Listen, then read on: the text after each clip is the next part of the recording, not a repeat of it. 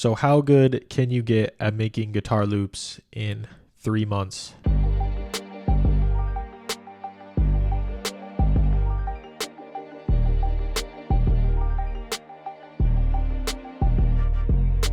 Now for some context, I started making beats about 5 years ago. I picked up the guitar about 8 months ago. So I do have some experience when it comes to music, although I would not say it's very much. You could probably get to the point I was at a couple months ago with making beats in less than a year if you really focus. So do not be intimidated by that at all. So I recorded my first guitar loop about 3 months ago, and this was it.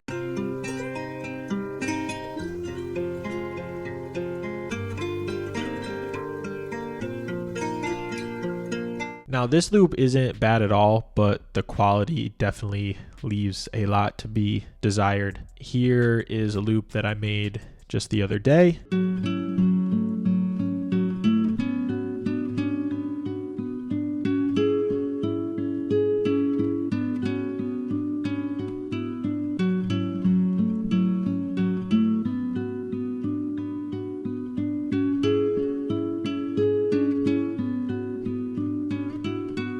The only differences between these loops really are the recording quality, the post-production that I did, the effects that I added, and the style of the loop. The second one is more the style that I'm going for these days. So here are some tips on recording guitar loops. Here are a few things that I've learned in these 3 months between that first loop that I recorded and the second one that I just showed you. My first tip is going to be to use outside influences. So Mike, period, is one of my favorite artists, and his music is really what made me start playing guitar in the first place. When I first heard his music, it was kind of that realization of like, okay, finally, this is it. Like, this is the music. This is what I've been looking for, really. So hearing that style gave me a reason to actually pick up the guitar and start making some real music. I use his songs as a soft influence in most of my loops. And by soft influence, I mean, I'll just kind of listen to a song and then it'll give me an idea of my own in my head. It just gives me a framework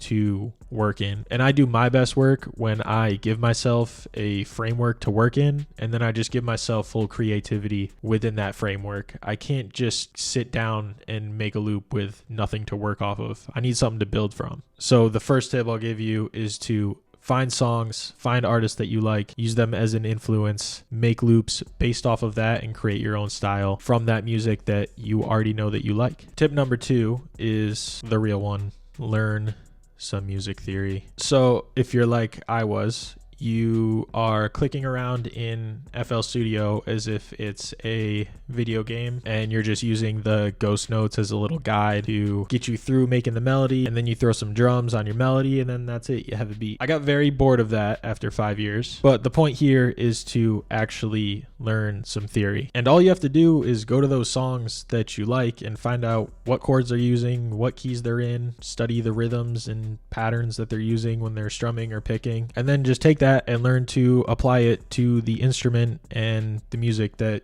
you're making. Since I picked up the guitar, I learned the basics, and it's actually given me a lot more to work with when it comes to making my guitar loops. It doesn't put you in a box, so to speak, as some people might think it will. It actually gives you more to work with. And I know music theory sounds super boring and nobody wants to do it, but once you get into it, you're not going to want to just stop at the basics. I'm now getting into that point where I want to learn more advanced things. I'm getting into ear training so that I can actually work on my musicianship and really get away from this period that I was stuck in of just clicking around in FL Studio and not making real music. So tip number 2, learn some theory and apply it to your guitar. Number 3, figure out your recording setup and what you like for post-production. That first loop that I played was recorded with a bad cable. I had no idea that the cable was bad. I thought the white noise was just coming from the room or whatever, but I didn't realize it until I bought this new mic and I bought a new cable to go with it, and I plugged it in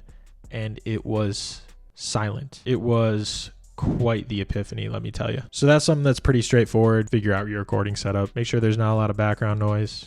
Make sure you're picking up the things you have to pick up and you're good to go. Don't overcomplicate it. And then when it comes to post-production, that's kind of all up to you. When I record my acoustic guitars, I just put a little bit of compression, a little EQ, and then a little bit of reverb over the top. That's really it. That's really all I want to do for my acoustic guitars. When I record electric, I click through guitar rig presets for an hour until I find something that sounds crazy and cool. It all just depends on what you like. And this is why I said to find your influences first, because again, just use those influences to get the same sound that you like. Use that sound as a marker of something you like and then build your own sound off of it. But just experiment with it and find stuff you like until you find that style that you're going for. Which brings me to the last point, which is to have a vision for your music and keep that in mind while you're creating your loops. When I started out, I had a vision for my music. I knew I liked Mike's songs and how they were made and how the guitars sounded in those songs. But when I would actually sit down to create my loops, I would just go into autopilot, play out what I wanted to play out, and then throw effects on it and then move on to the next one, instead of actually sitting down and recognizing what my vision was for that loop before I started. If you're a producer trying to make loops with guitar, you don't have to be this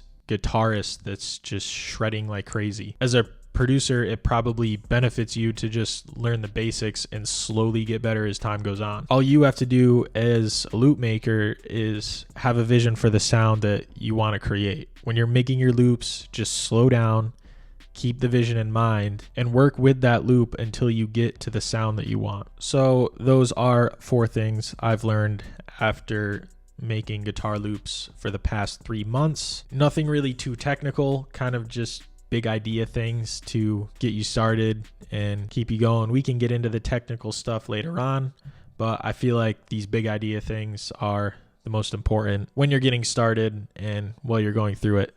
So hopefully this was helpful, and hopefully as time goes on, I'll have more to share, and thank you for watching.